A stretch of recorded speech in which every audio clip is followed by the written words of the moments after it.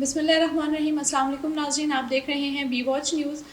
آپ جیسے کہ ہم سب جانتے ہیں کہ رمضان کے مہینے کا آغاز ہو چکا ہے، بابرکت مہینہ ہے۔ اللہ تعالی ہم سب پر اپنی رحمتیں اور برکتیں نازل فرمائے۔ آج رمضان کریم کے حوالے سے بات کریں گے خالد نواز صاحب سے، جو پاکستان کی ایک نامور شخصیت ہیں۔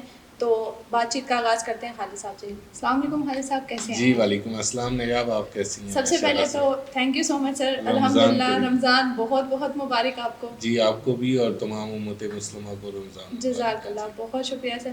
سر رمضان کے حوالے سے بات چیت کریں گے۔ سب سے پہلے تو بتائیے گا کہ رمضان کے مہینے میں سارے مسلمان روزے رکھ رہے ہوتے ہیں، بڑا ایک اچھا انوائرمنٹ ہوتا ہے، تو آپ اپنی زندگی میں کس طرح کی تبدیلی محسوس کرتے ہیں رمضان کے حوالے سے؟ جی نیاب، رمضان کے حوالے سے مطلب جو تبدیلی ہے ہر انسان میں، یا ایٹ لیسٹ ہمارے کلچر میں یا پاکستان میں مسلمانوں میں بھی، دیکھیں مختلف جگہوں پہ مختلف طریقوں سے رمضان کو منایا جاتا ہے، سیلیبریٹ کیا جاتا ہے۔ ہم بینگ مسلم، ہم لوگوں کا یقین ہے کہ رمضان جو ہے وہ بہت ہی بابرکت مہینہ ہے، ہمارے جتنے بھی گناہ ہیں ان کو جھاڑنے کا، ہمیں نیکیاں کرنے کا، اچھائیاں کرنے کا، اور ہماری یہ فزیکلی بھی اس میں بہت ساری بہتریاں لانے کا وہ ایک ذریعہ ہے۔ تو اس میں تبدیلیاں بالکل آتی ہیں جی، کہ اب روٹین میں انسان جو ہے وہ اتنا ہم کرنا تو چاہیے کہ ہمیں 5 وقت کی نماز پڑھنی چاہیے اور سارے اچھے کام روٹین میں ہی کرنے چاہیے، لیکن یہ ہے کہ رمضان میں کم از کم ہمارے یہاں ٹرینڈ بنا ہوا ہے کہ ہم وہ باقاعدہ سے اہتمام کرتے ہیں،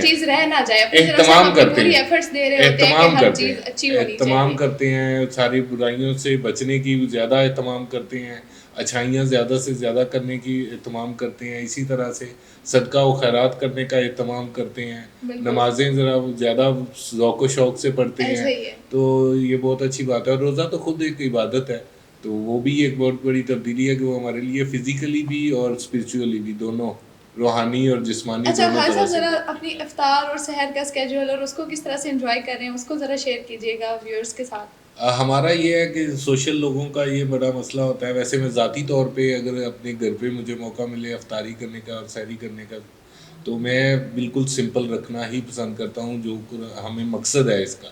ہمارے یہاں ذرا یہ فیشن بن گیا ہے کہ ہم صبح سے لے کے شام تک تو بھوکے رہتے ہیں، روزہ رکھا ہوتا ہے، لیکن پھر افطاری سے ہم شروع ہوتے ہیں اور پھر ہم سحری تک کھاتے ہی چلے جاتے ہیں، تو جو اس کا مقصد ہے اسلامک بھی، روحانی بھی اور جو فزیکلی بھی، تو دونوں پورا نہیں ہو پاتے۔ اچھا حال صاحب، آپ کی اسی بات سے مجھے ایک بات ہے کہ آپ کو لگتا ہے کہ رمضان میں ہم اپنی صحت کا خیال اس طرح سے رکھ سکتے ہیں؟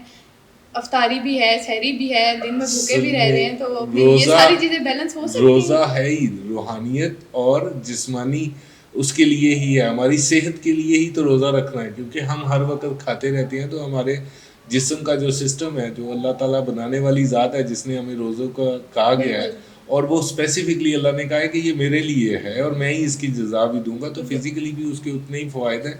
ہمیں بھوکا رہنا، ابھی آج کل تو فیشن ہو گیا ہے، انٹرمیڈنٹ فاسٹنگ ہو رہی ہے اور فل فاسٹنگ ہو رہی ہے، 3 days فاسٹنگ ہو رہی ہے، فلانا ہو رہی ہے، تو یہ تو ہمیں اسلام نے بہت پہلے بتا دیا ہے کہ مسلمانوں کے لیے ایک بڑا اچھا یہ تو ہے ہی صحت کے، بالکل جسم کی زکوٰۃ ہے، جسم کی زکوٰۃ ہے صحت کے لیے، لیکن اگر ہم مناسب کھائیں، اچھا کھائیں، اور بے تحاشا نہ کھائیں، نہ سحری میں نہ افطاری میں، تو پھر یہ ہمارے لیے فائدہ۔